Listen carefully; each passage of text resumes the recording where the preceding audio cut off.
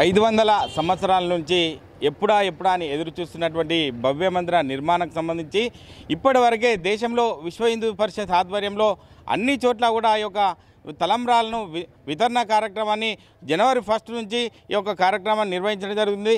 వారు ఈ యొక్క 22 తారీఖు వరకు అన్ని హిందూ దేవాలయాల నుంచి వీరి యొక్క వితరణ కార్యక్రమాన్ని అన్ని ఒక హిందూ సంస్థలకు సంబంధించి విశ్వ హిందూ పరిషత్, అటు ఆర్ఎస్ఎస్ అండ్ బజరంగ్ దళ్, అన్ని ఏబీవీపీ అన్ని కార్యక్రమాలని ఒక ముందుగా తీసుకొని ఒక సంకల్పంతో ముందుగా తీసుకొని వీరు యొక్క కార్యక్రమాన్ని నిర్వహించడం జరుగుతుంది.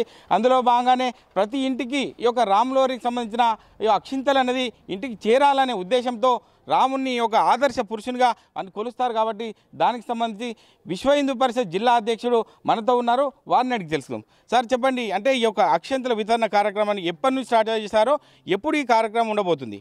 ఈ అక్షింతల వితరణ కార్యక్రమం జనవరి 1 నుంచి 15 వరకు ఉంటుంది.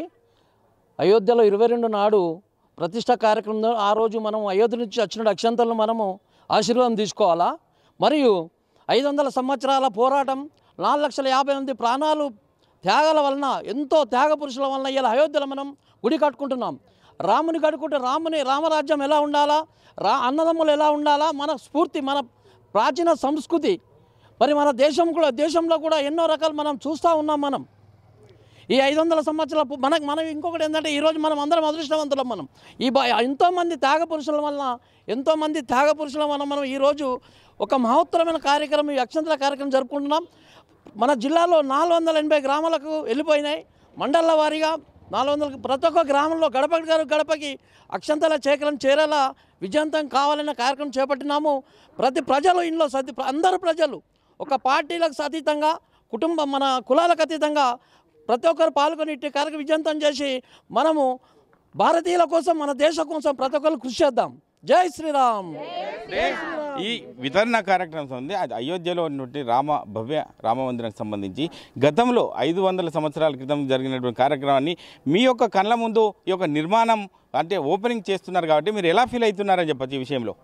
మేము చాలా సంతోషంగా ఉన్నాం. ఇట్టి కార్యక్రమం మేము అదృష్టంగా భావించి, ఈ అక్షంతలను కూడా పవిత్రంగా భావించి, ఇట్టి కార్యక్రమాన్ని విశ్వ హిందూ పరిషత్లో ఏ కార్యక్రమం వచ్చినా విజయవంతం అయ్యేటట్టు మేము జరుపుకున్నాం. మేము చాలా అదృష్టవంతులుగా భావిస్తున్నాం. ఒక ఆది పురుషునికి సంబంధించి అంటే మనము రాముని అనేది ప్రతి ఒక్కరు కూడా శ్రీరాముని ఒక లోకరక్షకునిగా కోరుకుంటాం కాబట్టి మీరేం చెప్తారు ఈ విషయంలో? రామో విగ్రహం ధర్మ అన్నారు. రాముడు ధర్మానికి ప్రతిరూపం కాబట్టి రాముని యొక్క కార్యం చేయడం అనేటువంటిది పూర్వజన్మ సుకృతం. ఈశ్వరీయ కార్యానికి ఆ ఈశ్వరుడే మమ్మల్ని ఎన్నుకున్నాడని ఈ సందర్భంగా తెలియజేస్తున్నాం. అదే కాకుండా శ్రీరాముల వారి కళ్యాణంకి సంబంధించి చూసుకున్నట్టయితే అంటే ఏ ఒక దంపతులు కూడా శ్రీరాముల వారిని స్ఫూర్తిగా తీసుకొని ఒక కార్యక్రమాలు చేసుకుంటారు కాబట్టి మీరేం చెప్తారమ్మా ఈ కార్యక్రమం సంబంధించి?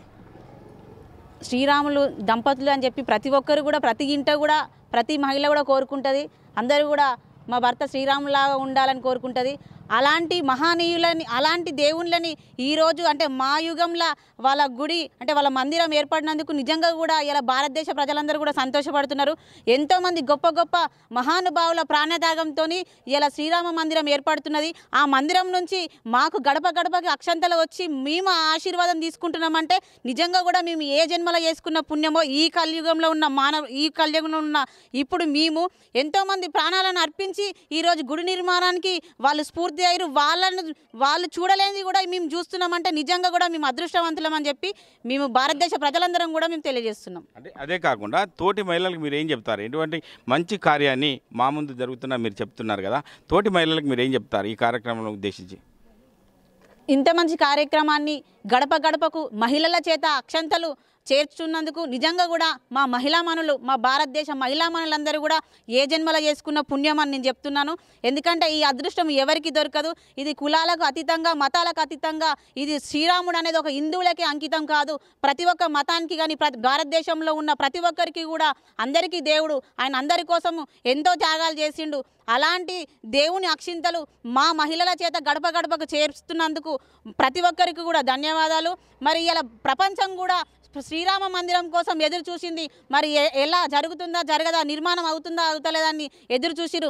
ఆ ప్రపంచ దేశమంతా ఎదురు చూస్తున్న కోరిక కూడా ఇలా మా భారతదేశంలో శ్రీరామ మందిరం ఏర్పడుతున్నందుకు కూడా మేమందరం కూడా సంతోషం వ్యక్తం చేస్తున్నాం.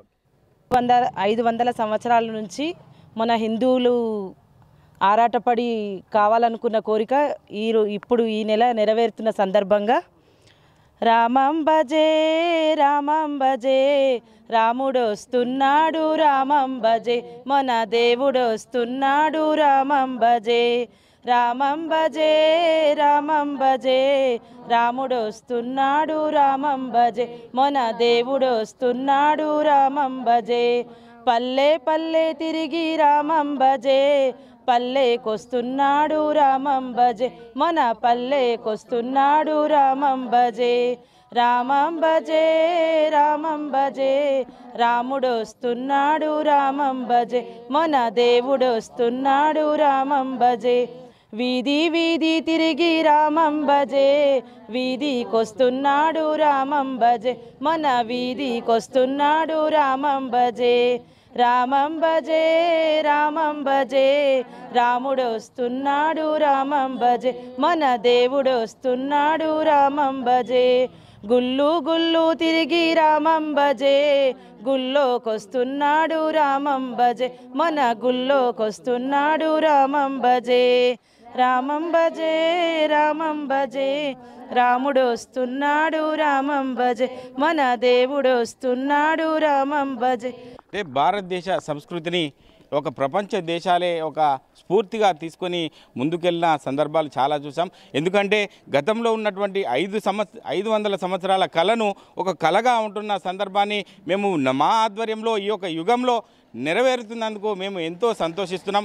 అందులో భాగంగానే ప్రతి ఇంటికి కూడా ఈ యొక్క అక్షింతల కార్యక్రమాన్ని వితరణ కార్యక్రమాన్ని అందరం మేము ఒక హిందూ బంధువులుగా మా భుజాలపైన వేసుకొని మేము శ్రీరామునికి సంబంధించి 22వ తారీఖు నాడు ఈ యొక్క కార్యాన్ని మేము చూడడం మేము అదృష్టవంతులుగా భావిస్తున్నామని చెప్పి రామాయంపేట సంబంధించిన ఈ మెదక్ జిల్లాకు సంబంధించిన విశ్వ హిందూ పరిషత్ ఆధ్వర్యంలో ఈ కార్యక్రమాన్ని నిర్వహిస్తున్నామని చెప్పి వారు చెప్పడం జరుగుతుంది. కెమెరామెన్ ఎల్లవరితో మహేష్, RTV, ఉమ్మడి మెదక్ జిల్లా. మరిన్ని వీడియోస్ కోసం ఛానల్ ని సబ్స్క్రైబ్ చేయండి. లేటెస్ట్ అప్డేట్స్ కోసం వాట్సాప్ ఛానల్ ని ఫాలో చేయండి. అండ్ లింక్ డిస్క్రిప్షన్ లో ఉంది.